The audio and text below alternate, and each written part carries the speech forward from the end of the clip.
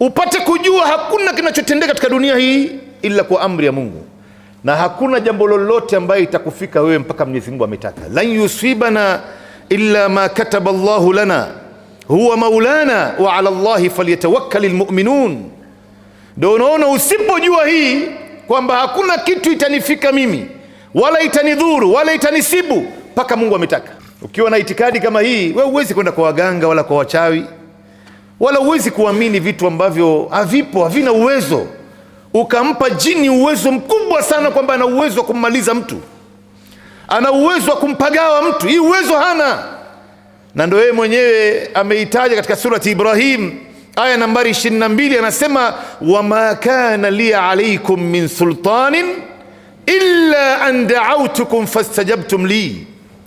Mimi nilikuwa sina uwezo juu yenu, lakini nilikuwa na waiteni tu, ni mkao mnaniitikia. Anakuja na whisper baadhi ya maneno katika masikio yako, ananong'oneza maneno katika masikio yako, maneno mabaya, maneno machafu, maneno ambayo ni ya ushirikina, maasi na mingineo.